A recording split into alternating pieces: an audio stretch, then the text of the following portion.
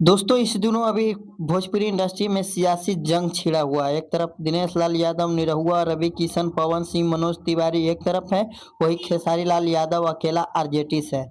वही दोस्तों उसी के बीच पाखी हेगड़े एक ऐसा बयान दिया है जिसे सुनकर लोग चौंक गए हैं।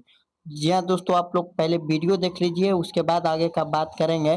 पहले आप उनका बयान सुन लीजिए और साथ ही साथ चैनल पर आए तो चैनल को भी सब्सक्राइब करके वीडियो को लाइक करना ना भूलिएगा। मुझे लगता है देखिए ये आपसी एक सामंजस्य होना चाहिए।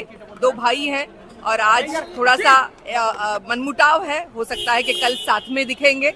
वो घर का मामला है। आई थिंक हम लोगों को इस यादव ने कहा है कि वर्तमान से बेहतर जंगल राज था। जी। कम से कम जिंदा तो लोग छोड़ देते थे पैसे लेकर। जंगल राज की तारीफ की है, जंगल राज की तारीफ की है खेसारी लाल ने। मुझे लगता है कि देखिए जंगल राज पहले था। अगर वो कह रहे हैं तो हम अपनी बात बताते हैं। महिला होने के नाते हमको यहाँ आने के लिए पहले डर लगता था, लेकिन आज हम खुलेआम आ सकते हैं। तो नीतीश जी के राज में इतना तो कह सकते हैं कि फीमेल्स बहुत सिक्योर्ड है और इसीलिए हर एक का ये कहना हम सुनने में आता है कि अगले कई साल तक और नीतीश जी चाहिए। तो सड़कें हुई या फिर ग्रोथ हुई, डेवलपमेंट हुई, to a certain extent Nitish ji ने इन चीजों में ध्यान दिया है और किया है और जनता बोलती है। दिनेश लाल यादव निरहुआ कह रहे हैं खेसारी लाल को यदुमुल्ला।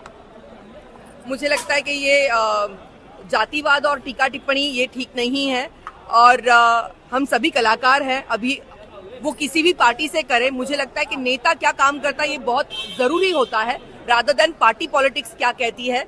तो मैं इन चीजों में बिलीव नहीं करती हूँ। खेसारी लाल की क्या लगती है, उम्मीद है जीत पाएंगे? क्योंकि विपक्ष में जिस तरह मुझे लगता है देखिए हम उनके अच्छे गार्जियन मानते हैं वो हमको, और हम यही उम्मीद करेंगे कि हमारे सह कलाकार हैं वो जरूर चुनाव में जीत के आए। दोस्तों जिस हिसाब से पाखी हेगड़े बोल रही है तो वो सीधा सीधे आप समझ सकते हैं कि वो बचना चाहती है।